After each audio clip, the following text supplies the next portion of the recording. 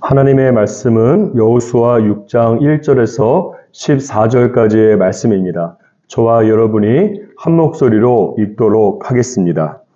이스라엘 자손들로 말미암아 여리고는 굳게 닫혔고 출입하는 자가 없더라. 여호와께서 여호수아에게 이르시되 보라, 내가 여리고와 그 왕과 용사들을 내 손에 넘겨 주었으니 너희 모든 군사는 그 성을 둘러 성 주위를 매일 한 번씩 돌되 엿새 동안을 그리하라. 제사장 7은 양각 나팔을 잡고 언약궤 앞에서 나아갈 것이요 7째 날에는 그 성을 7번 돌며 그 제사장들은 나팔을 불 것이며 제사장들이 양각 나팔을 길게 불어 그 나팔 소리가 너희에게 들릴 때에는 백성은 다 큰 소리로 외쳐 부를 것이라. 그리하면 그 성벽이 무너져 내리리니 백성은 각기 앞으로 올라갈지니라 하시매 눈의 아들 여호수아가 제사장들을 불러 그들에게 이르되 너희는 언약궤를 메고 제사장 7은 양각 나팔 7을 잡고 여호와의 궤 앞에서 나아가라 하고 또 백성에게 이르되 나아가서 그 성을 돌되 무장한 자들이 여호와의 궤 앞에서 나아갈지니라 하니라. 여호수아가 백성에게 이르기를 마침에 제사장 7은 양각 나팔 7을 잡고 여호와 앞에서 나아가며 나팔을 불고 여호와의 언약궤는 그 뒤를 따르며 그 무장한 자들은 나팔 부는 제사장들 앞에서 행진하며 후군은 궤 뒤를 따르고 제사장들은 나팔을 불며 행진하더라. 여호수아가 백성에게 명령하여 이르되 너희는 외치지 말며 너희 음성을 들리게 하지 말며 너희 입에서 아무 말도 내지 말라. 그리하다가 내가 너희에게 명령하여 외치라 하는 날에 외칠지니라 하고 여호와의 궤가 그 성을 한 번 돌게 하고 그들이 진영으로 들어와서 진영에서 자니라. 또 여호수아가 아침에 일찍이 일어나니 제사장들이 여호와의 궤를 메고 제사장 7은 양각 나팔 7을 잡고 여호와의 궤 앞에서 계속 행진하며 나팔을 불고 무장한 자들은 그 앞에 행진하며 후군은 여호와의 궤 뒤를 따르고 제사장들은 나팔을 불며 행진하니라. 그 둘째 날에도 그 성을 한 번 돌고 진영으로 돌아오니라. 엿새 동안을 이같이 행하니라. 아멘. 여리고 성은 벽이 이중으로 지어진 난공불락의 요새라고 할 수 있습니다. 성의 안쪽에 있는 벽은 그 높이가 바닥에서부터 14m가 되면서 이 성의 바깥쪽 벽은 또한 그 높이가 바닥에서부터 7m가 되고 그 위에 다시 진흙으로 만든 벽돌로 7m의 벽을 쌓아서 그 총 높이가 14m나 됩니다. 그리고 성벽은 자그만치 그 두께가 2m나 되었다고 합니다. 뿐만 아니라 고고학자들에 의하면 여리고 성 안에 곡식이 가득한 불탄 항아리를 발견하였는데 그것은 몇 개월 정도가 아니라 최장 몇 년을 버틸 수 있을 만큼의 장기전을 대비한 양식을 가지고 있었습니다. 따라서 그 어느 누구도 여리고 성이 무너질 것이라고는 전혀 예상하지 못했습니다. 하지만 하나님의 주특기가 무엇입니까? 하나님의 주특기는 바로 역전이 아니겠습니까? 그 기가 막힌 역전 드라마를 오늘 말씀 속에서 살펴보도록 하겠습니다. 10절 말씀을 먼저 보시면 이스라엘 백성들이 7일 동안에 여리고성을 돈 다음에 큰 소리로 외치면 그때 여리고성이 무너질 것이라고 말씀하고 있습니다. 그리고 그 결과가 어떻게 되었습니까? 내일 살펴볼 말씀이지만 20절 말씀에 보면 여리고 성벽이 정말로 무너져 내려버렸습니다.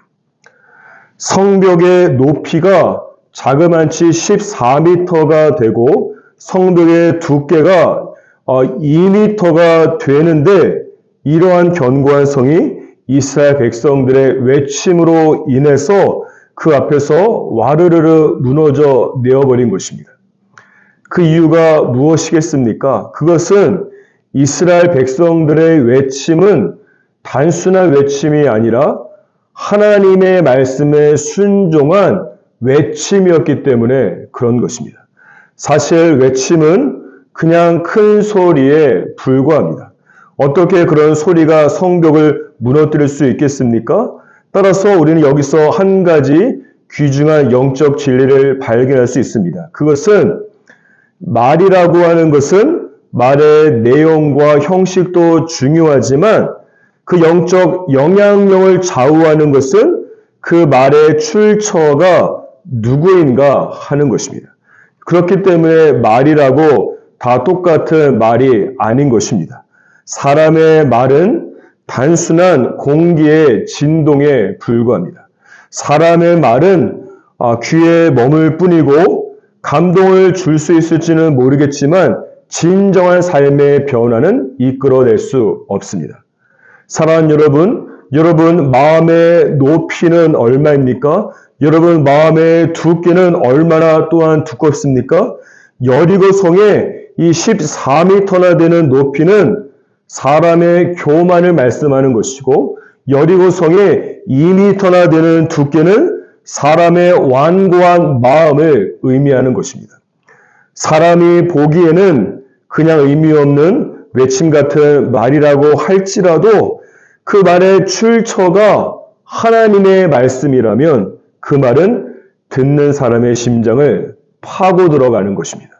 그 말은 바벨탑과 같이 높은 사람의 교만을 무너뜨려 버리는 것입니다. 그 말은 철옹성 같은 사람의 완고한 마음의 벽을 모두 다 헐어버리게 되는 것입니다. 그 결과 하나님께 두 손 들고 항복해서 인생의 방향 전환을 하는 것이 아니겠습니까? 사랑하는 여러분, 이 시간 여러분의 눈에 밟히는 사람은 누구입니까? 여러분이 어떻게 해서라도 하나님께 돌아오게 하고 싶은 사람은 누구입니까? 하나님 앞으로 나아가십시오. 하나님 앞에 몸부림치며 기도하고 또 기도하시기를 바랍니다. 그때 하나님께서 기도 가운데 주신 영적인 감동으로 받은 그 말씀과 그 간증과 경험 등을 그 사람에게 여리고성과 같은 그 사람에게 나누시기 바랍니다. 여러분의 선포가 이스라엘 백성들의 외침과 같이 정말 보잘것없고 아무런 의미가 없는 소리와 같이 들릴지라도 그 외침이 여러분 앞에 있는 바벨탑 같이 콧대가 높고 철옹성같이 완고한 그 여리고성 같은 그 사람을 반드시 영적으로 무너뜨리게 할 것입니다. 100마디의 내 말이 아니라 한마디의 하나님의 말씀이 그 사람을 무너뜨리며 영적으로 살리게 되는 것입니다. 여러분 인생 가운데 있는 여리고성 같은 그 사람이 하나님의 말씀에 기반한 그 말씀을 선포하고 기도 가운데 외칠 때에 그 사람은 영적으로 주님께 돌아오게 하는 놀라운 역사가 일어나기를 주님의 이름으로 축복합니다. 다시 본문 말씀으로 돌아와서 하나님께서 이스라엘 백성들에게 주신 여리고성의 전투 전략을 말씀해 주시고 있습니다. 그것은 이스라엘 백성들이 여리고성을 7일 동안 매일 한 번씩 돌되 7번째 날에만 성을 7번 돌고 그 후에 큰 소리로 외치는 것입니다. 그런데 이 내용은 사실 3절에서 10절까지 동일하게 기록되어 있습니다. 하나님께서 동일한 내용을 2번이나 반복해서 기록해 놓은 것입니다. 여호수아 6장이 총 27절인데 그 50% 이상이 똑같은 내용을 반복하고 있다는 것입니다. 저희가 오늘 본문 말씀을 읽을 때도 느끼셨겠지만 같은 내용을 이렇게까지 지루하게 반복할 필요가 있을까 하는 것입니다. 그 이유가 무엇인가 하면 3절에서 10절 그리고 11절에서 14절 이 두 부분은 동일한 내용이지만 다음과 같은 차이를 가지고 있습니다. 3절에서 10절은 여리고성을 도는 방법에 대한 하나님의 구체적인 명령에 대해서 말씀하고 있는 것이고, 반면에 11절에서 14절까지의 말씀은 하나님의 구체적인 명령에 대한 이스라엘의 완전한 순종에 대해서 말씀하고 있는 것입니다. 따라서 이것을 통해서 우리가 알 수 있는 영적 진리는 크게 두 가지입니다. 첫 번째는 이스라엘 백성들이 하나님의 명령을 하나도 빠짐없이 100% 있는 그대로 순종했다는 것입니다. 그리고 두 번째는 하나님의 역사는 90%의 순종도 아니고 99%의 순종도 아니며 100%의 완전한 순종을 통해서 이 땅에 이루어지는 것을 말씀하고 있는 것입니다.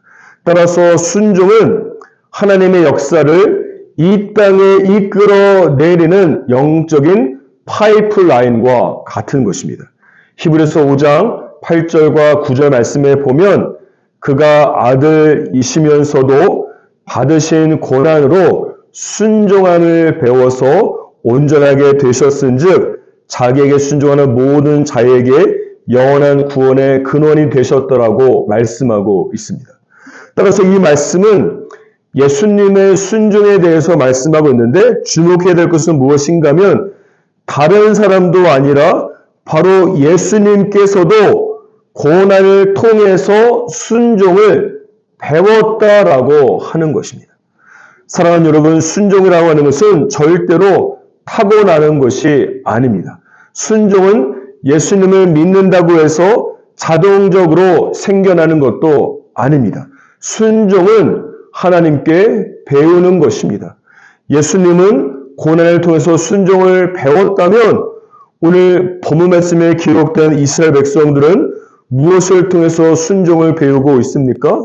하나님께서 사실 여리고성을 무너뜨리는 것은 아무것도 하지 않고 그냥 말씀 한마디면 가능합니다. 그렇지 않습니까? 또한 이스라엘 백성들이 여리고성을 굳이 그렇게 불편하게 돌지 않고 그냥 큰 소리로 외치는 것만으로도 하나님께서는 여리고성을 무너뜨릴 수 있으신 능력의 하나님이십니다. 그럼에도 불구하고 하나님께서 이스라엘 백성들에게 매일 하루에 한 번씩 6일 동안 그리고 7번째 날에는 7번을 총 13번을 돌게 하신 이유는 무엇인가 하면 이스라엘 백성들에게 하나님의 말씀에 대한 100% 순종을 배우게 하기 위한 것입니다. 생각해 보십시오. 이스라엘 백성들이 하나님의 여리고성 전투 전략을 들었을 때에 여러분 그 어느 누가 그 하나님의 전략을 한 번에 여러분 받아들이고 그렇습니다라고 즐거이 순종할 수 있었겠습니까? 이게 뭐지? 우리 보고 죽으라고 하는 것인가? 이 방법이 가능할까? 성을 돌면서 공격이라도 해야 되지 않나? 라고 하는 등등 이스라엘 백성들은 그들 나름대로 여리고성을 점령할 그들의 계획과 그들의 방법과 그들의 생각을 가지고 있지 않겠습니까? 그러니까 이런 상황에서 이스라엘 백성들이 첫째 날 여리고성을 돌 때는 모두 입이 삐쭉 나와서 여기는 어디고 도대체 이게 무엇인지 하나님을 원망하게 되었을 것입니다. 그런데 이렇게 하루 이틀 일주일 동안 총 13번 여리고성을 돌면서 이스라엘 백성들은 7일 동안에 내 생각을 내려놓고 내 계획을 내려놓고 내 방법 등을 모두 다 포기하게 되었을 것입니다. 따라서 이 7일이라고 하는 시간은 여리고성을 돌면서 나를 죽이는 시간이고 순도 1%에서 시작한 불완전한 순종을 순도 100%의 순종으로 만들어가는 영적 재련의 과정이며 영적으로 순종을 배우는 시간이 되는 것입니다. 그런데 여기서 또 한 가지 주목해야 될 것은 10절을 보십시오. 하나님께서 이스라엘 백성들에게 여리고성을 도는 동안 아무 말도 하지 말라고 명령하고 있습니다. 그 이유가 무엇이겠습니까? 이스라엘 백성들이 여리고성을 보는 동안 처음에 하나님의 방법에 대해서 이러쿵 저러쿵 불순종과 원망과 불신앙의 말을 할 수 있기 때문에 그렇습니다. 사실 이런 사람들은 순종의 행동을 하고 있기는 하지만 동시에 불순종의 말을 내뱉는 사람들입니다. 물에 빠지면 입만 동동 뜨는 사람들입니다. 하나님의 역사를 막는 영적인 불순물을 만들어내는 것입니다. 순종의 행동을 하면서 동시에 순종의 말을 하는 것이 중요합니다. 순종의 행동을 하면서도 불순종의 말들은 불순종이 되는 것입니다. 사랑하는 여러분, 여러분의 순종은 순도 몇 %입니까? 여러분이 순종의 행동은 하고 있지만 불순종의 말을 하면서 끌려가는 신앙을 하고 있지는 않습니까? 사랑하는 여러분, 순종은 주님께 배워야 됩니다. 여러분의 순종을 금과 같이 재련하는 배움의 시간과 장소와 방법은 하나님께서 여러분의 인생 중에 정하게 되실 것입니다.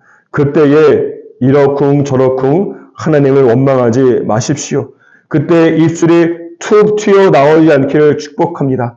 그때 오늘 말씀하는 이스라엘 백성들처럼 침묵하시기를 바랍니다. 그때 순전한 순종을 배우게 될 것입니다. 이런 이스라엘 백성들의 완전한 순종의 결과로 하나님께서 여리고성 전투에 임재하시며 그 높고 견고한 여리고성을 무너뜨리게 되신 것입니다. 그러므로 완전한 순종은 완전한 하나님의 임재는